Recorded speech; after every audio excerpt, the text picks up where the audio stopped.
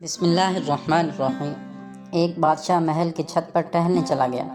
ٹہلتے ٹہلتے اس کی نظر محل کے نزدیک گھر کی چھت پر پڑی، جس پر ایک بہت خوبصورت عورت کپڑے سکھا رہی تھی۔ بادشاہ نے اپنی ایک باندی کو بلا کر پوچھا، کس کی بیوی ہے یہ؟ باندی نے کہا، بادشاہ سلامت، یہ آپ کے غلام فیروز کی بیوی ہے۔ بادشاہ نیچے اترا۔ بادشاہ پر اس عورت کے حسن و جمال کا سحر چھا گیا تھا۔ اس نے فیروز کو بلایا۔ فیروز حاضر ہوا تو بادشاہ نے کہا، فیروز، ہمارا ایک کام ہے۔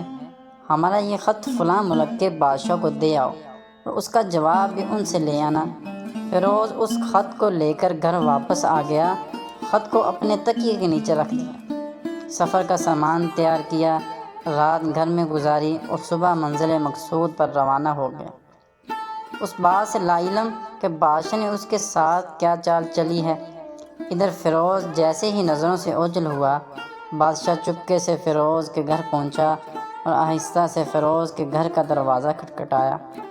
فیروز کی بیوی نے پوچھا، کون ہے؟ بادشاہ نے کہا، میں بادشاہ ہوں، تمہارے شوہر کا مالک۔ تو اس نے دروازہ کھولا۔ بادشاہ اندر آ کر بیٹھ گیا۔ فیروز کی بیوی نے حیران ہو کر کہا، اے بادشاہ سلامت، یہاں ہمارے غریب خانے میں؟ بادشاہ نے کہا، میں یہاں مہمان بن کر آیا ہوں۔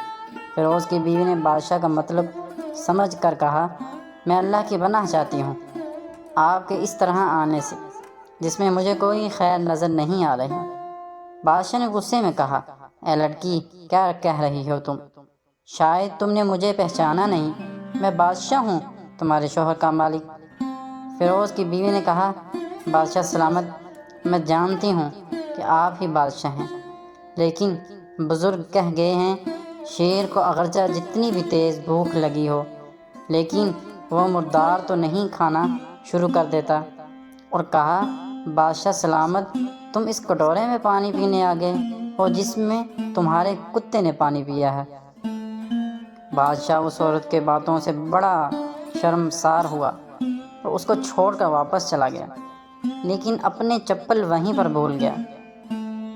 یہ سب تو بادشاہ کی طرف سے ہوا۔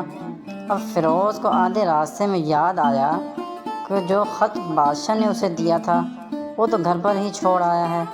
اس نے گھوڑے کو تیزی سے واپس موڑا اور اپنے گھر کی طرف لپکا۔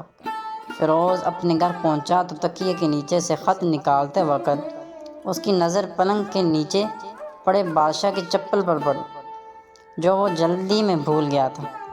فیروز کا سر چکرا کر رہ گیا اور وہ سمجھ گیا کہ بادشاہ نے اس کو سفر پر صرف اس لیے بھیجا تاکہ وہ اپنا مطلب پورا کر سکے۔ فیروز کسی کو کچھ بتائے بغیر چپ چاپ گھر سے نکلا۔ خط لے کر وہ چل پڑا اور کام ختم کرنے کے بعد بادشاہ کے پاس واپس آیا تو بادشاہ نے انعام کے طور پر اسے 100 دینار دیے۔ فیروز دینار لے کر بازار گیا اور عورتوں کے استعمال کی قیمتی کپڑے اور کچھ تحائف بھی خرید دیے۔ گھر پہنچ کر بیوی کو سلام کیا اور کہا، چلو تمہارے میکے چلتے ہیں۔ بیوی نے پوچھا، یہ کیا ہے؟ کہا، بادشاہ نے انعام دیا ہے اور میں چاہتا ہوں کہ یہ پہن کر اپنے گھر والوں کو بھی دکھاؤ۔ بیوی، جیسے آپ چاہیں۔ بیوی تیار ہوئی اور اپنے والدین کے گھر اپنے شوہر کے ساتھ روانہ ہوئی۔ داماد اور بیٹی اور ان کے لائے گئے تحائف کو دیکھ کر وہ لوگ بہت خوش ہوئے۔ فیروز بیوی کو چھوڑ کر واپس آ گیا اور 1 مہینہ گزرنے کے باوجود نہ بیوی کا پوچھا اور نہ اس کو واپس بلایا۔ پھر کچھ دن بعد اس کے سالے اس سے ملنے آئے اور اس سے پوچھا، فیروز، آپ ہمیں ہماری بہن سے غصے اور ناراضگی کی وجہ بتائیں یا پھر ہم آپ کو قاضی کے سامنے پیش کریں گے۔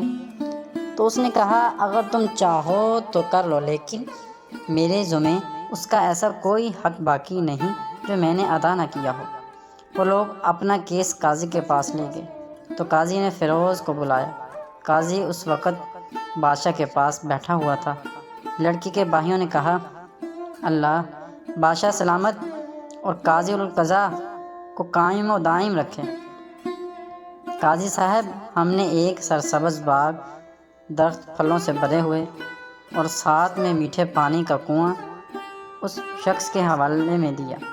تو اس شخص نے ہمارا باغ اجاڑ دیا، سارے پھل کھا لیے، درخت کاٹ لیے اور کنویں کو خراب کر کے بند کر دیا۔ قاضی فیروز کی طرف متوجہ ہو کر پوچھا، ہاں تو لڑکے تم کیا کہتے ہو اس بارے میں؟